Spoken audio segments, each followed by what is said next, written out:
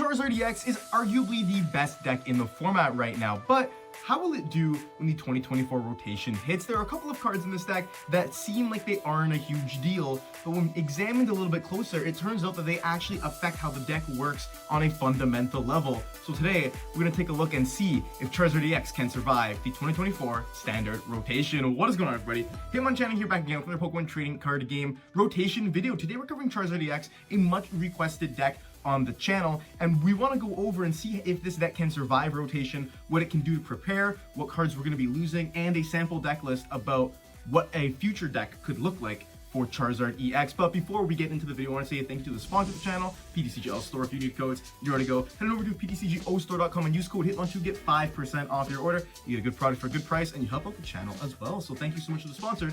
Thanks to you for supporting the video. And now we're going to take a look and see what is this rotation business all about with Charizard EX. Well, these are the sets that we're going to be losing in rotation. We got Battle Styles, Chilling Reign, Evolving Skies, Celebrations, and Fusion Strike. This is any card with Regulation E mark on it. This is just a quick little recap for you guys. I know this has been gone over a couple times already, but just so everybody's on the same page. Now we're going to take a look at two sample deck lists of Charizard EX that have performed very well recently. The first one is the one I'm sure that you all know, which is Azul's first place San Antonio Charizard EX deck. And now if we're looking at this, it's like the deck doesn't really lose that many cards. We got a grand total of 4 cards that this deck will cease to have access to once April 5th, 2024 rolls around. And those cards are Mew from Celebrations, Battle VIP Pass from Fusion Strike, Level Ball from Battle Styles, and Justified Gloves from Chilling Reign. Now, this might not seem like a huge deal upon first glance. Obviously, Battle VIP is a big one because getting 2 basic Pokemon down on your first turn in, in a deck like this where you want to be getting like 2 to 3 Charmanders, a Pidgey or 2, and like Rotom V down all on your first turn of the game, that's very important to have access to. So losing that is going to be a little bit tough. But Mew is another one, really helps with your early game, finding your VIPs, finding your rare candies in the mid game and stuff like that. So Mew's a pretty big one. Justified Gloves. This is one that people might think, why is this such a big deal? Well, obviously, in case you don't know what this card does, it basically just makes your active Pokemon do 30 more damage to your opponent's active Pokemon, or active Dark type Pokemon, sorry. Which is why this card is played, because it's so good in the Charizard EX mirror match, because you can boost your damage by 30, you don't have to be behind on prizes like you do with Defiance Band, and now all of a sudden you're able to one-shot Charizard EXs way earlier than your opponent can. So that's why this losing Justified Gloves is really, really tough. It's really tough to deal with for this deck, specifically for the Charizard Mirror. And the last card that is a decently big-sized deal that we're losing is Level Ball. Now, right now, everybody has moved to playing 90 HP Charmeleon and Level Ball in the deck instead of the 100 HP Charmeleon and Nest Ball for more basic search. And the reason for this is because it's very, very powerful to be able to search out your Charmeleon without discarding any cards. For example, if you use Ultra Ball, you can discard 2 cards from your hand. And now, if you have already taken 2 prizes, your opponent owns you to 4 cards. Having to Ultra Ball and get rid of 2 other cards in your hand just to get Charmeleon can be really tough. So just being able to search it for free with Level Ball is really, really strong. So we're losing that card, and that is a little bit of a bummer. Now, another Charizard list I want to take a look at is Aaron Kigma's second place Gdansk regional list. This one is a bit different, and that's on purpose because it plays Radiant Charizard. It doesn't play the Rotom V, and there's a couple of different cards in here. This list actually loses less because it doesn't play Level Ball, but basically no Mew EX, no Battle VIP, and no Escape Rope. Or sorry, not Mew EX, Mew from Celebrations. No Escape Rope is the last card. Other than that, the list is pretty simple. Like, it's your standard Charizard list. This one plays Radiant Charizard. This one plays the Pidgeot V instead of the Rotom. But other than that, pretty standard list. I just want to go over that because Escape Rope is a pretty big card that Charizard will lose. It's what helps it against the Snorlax matchup, if you even want to have help against that matchup. But otherwise, yeah, pretty standard Charizard stuff. And now, we're losing a lot of basic search. That's the kind of the key here. We're losing Mew to find VIP passes early, using Battle VIP Pass in total, and we're losing Level Ball as well, which is really, really strong in the early game and in the mid game for Charizard. These cards are just like really, really good for the deck's consistency. And part of the reason why Charizard EX is so good right now is because you're going second. You can Arven, grab a VIP, grab a 4 Seal Stone. You can use 4 Seal Stone to grab another VIP if you need to. Basically, off one supporter, you've gotten 4 basic Pokemon at a maximum, right? you need to have a basic Pokemon to start the game, so you're going on your first turn from starting with 1 basic to a grand total of 5 basics on your field, which is a really big deal, and without Battle VIP you can't really do that. So what are some alternatives? Well, the first one is just play more ball search. We can play more nest balls, literally just substitute the VIPs out for more nest ball, more other Pokemon ball search, like even Great Ball or Capturing Aroma or something, to just hopefully spam more items down in the early turns to help us get ourselves, you know, to help more Pokemon get onto the field. But the problem with this is that Arven can only search up 1. Now, going from Arven searching a total of 4 basics after you use 4 Seal Stone to a total of 2 basics after you use 4 Seal Stone, it's not that great, right? So my second solution is actually Bombardier EX. Now, you might not know what this card does, but I have actually been loving it in the few decks I've used it in. It's got the fast carrier attack, which means that you can use it even if you go first. Just search your deck for 3 basic Pokemon and put them onto your bench. Now, there are a couple of issues with this. One is it's weak to lightning, which means that Iron Hands EX can take 3 prizes on it. It's only got 200 HP. That's a little bit of a bummer. The second downside of this card is that you can't use Rotom V on your first turn with it, because Rotom V ends your turn and Bombardier's attack ends your turn. You can't get the best of both worlds here. So that's a little bit tough.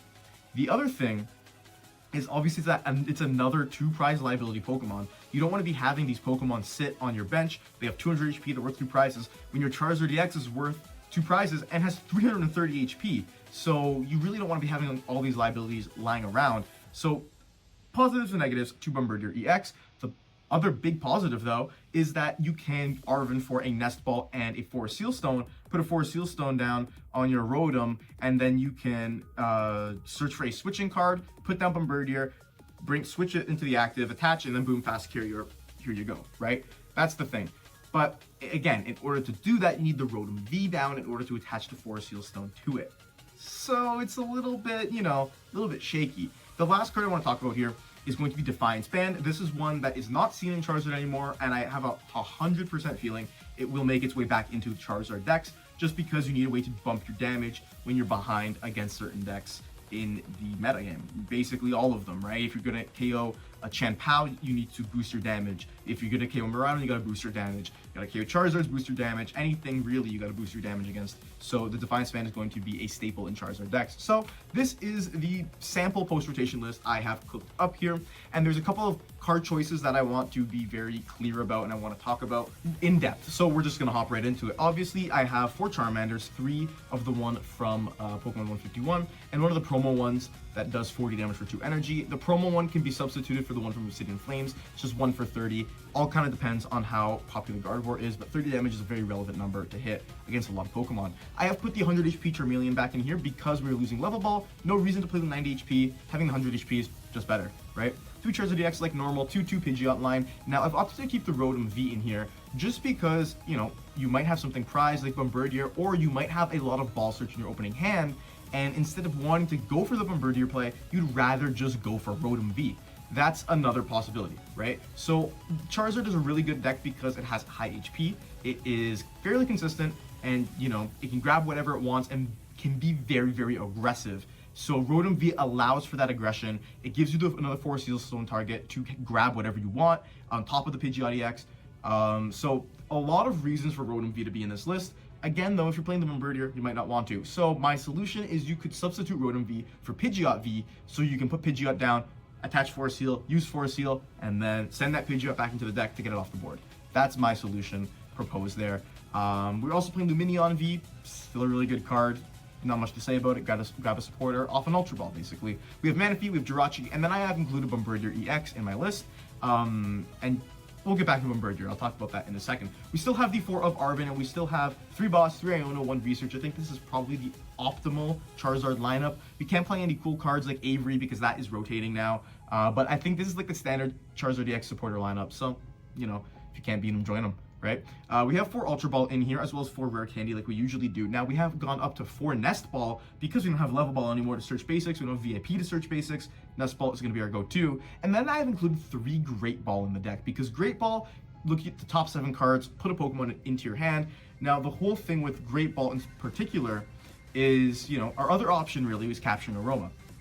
We don't want to be flaking on cards to a coin flip. I'd rather just Great Ball and try and get something off the top of the deck. On the early game, we have a lot of Pokemon, but I could see Capturing Aroma being in here as well, simply because you get a Pokemon either way off of a coin flip. So depends kind of what you're going for, what you really want, what we find better results with. Might not even need these extra ball search at all. The deck could start playing supporters like Gloria, for example. Gloria is just, search your deck for 3 non-rule box basics, put them onto your bench. And it is a supporter, which is in line with our, which is in line with us going second. You can use Lumineon for it, Gloria, but then how are you gonna you can't find Rotom off of Gloria, so you have to use Nest Ball. You can't play Arven off if you're using Gloria, so you can't find Forest Seal Stone. So it's a lot of you're not gonna play 4 Gloria in your deck to guarantee it on first turn going second, right? So there's always these give and takes happening here. We still have 2 counter catches, still 1 Super Rod, 1 Force Seal, 1 Vitality Band, and we still have our Defiance Band for our damage modifier, as I was mentioning earlier. Now, stadium-wise, we have gone up to 2 Artisans because we really want to find our basic Pokemon. That is this deck's kind of, I think, I wouldn't even say biggest flaw, but more of its biggest inconsistency is not being able to get set up. So if we can completely guarantee that setup, then we can Rare Candy Pidgeot, Rare Candy Charizard on turn 2. We are chilling, right? We're having a good time. So that is why I've opted to go for 2 Artisan, and I still wanted to keep it collapsed in here because we do have the additional Bombardier EX 2 prize liability. We could collapse it away at some point. Bombardier is also really good because you can actually power up Shadowy Wind, its second attack, with Charizard EX, which will let you do 130 and shuffle it back into the deck, so you can get some poke damage off while not putting your Charizard EX in harm's way and put the Bombardier back into the deck. Like if you're up against a Lost Zone deck and instead of getting punched by Cramorant, you can use Bombardier.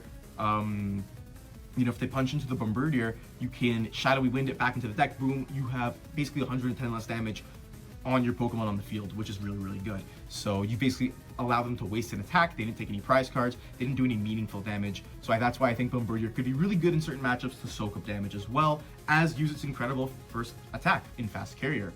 Energy-wise, we have 7 Fire Energy, which is the same amount as Zool played. Could see you going up to 8. I would prefer 8 Fire Energy, but that's what works. So we're gonna stick with it for the sake of this, because we're also playing 1 Jet Energy, and this is the whole reason I think the Bombardier can work so well.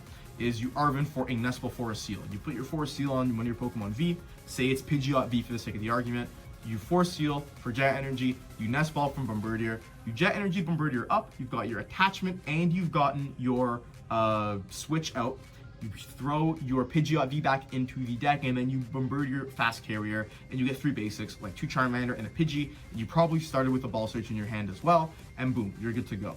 The thing is, obviously with this is no Rotom, so your second turn might be more shaky, but sometimes you gotta do what you gotta do. Another solution that I can see happening here is we just go heavy on research, which you might think is a little bit weird, or we go heavy on Iono, like even heavier. Heavier on draw is kind of what I'm looking for here, and that's because if you draw into a bunch of your Ball Search, you've kind of accomplished the same thing. You've dug through a lot of your deck, but the downside is you're losing those rare candies along the way.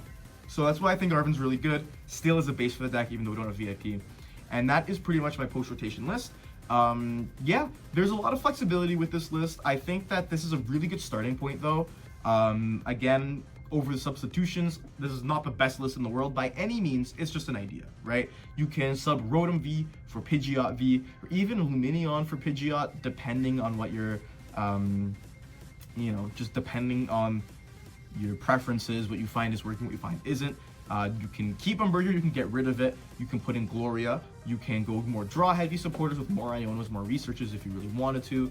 You can change the Great Balls for Capturing Aromas, maybe take out a counter catcher, so you're at 4 Ultra Ball, 4 Nest Ball, 4 Great Ball / Capturing Aroma. Even you could up the Artisan count to 3 instead of the Collapse Stadium. It really depends on what people are finding works the best. In terms of consistency, because you need the balance of good consistency and good mid to late game cards, right? So that is my Charizard EX post-rotation list. I do hope that you enjoyed the video. Like the video if you enjoyed it. Comment down below, let me know what do you think of this list, what do you like, what you dislike, what would you keep, what would you change about all of my suggestions for a post-rotation Charizard EX list. And comment down below what deck you want me to cover next. I've covered Miraidon, I have covered Gardevoir, and I've covered Charizard at this point. I am thinking I want to do Giratina next, but if there is overwhelming demand for something else, let me know and I will take a look. And subscribe to the channel, posting multiple Pokemon trading card game videos every single week. And with all that said and done, thank you so much for watching. Until next time, Hitmonchan out.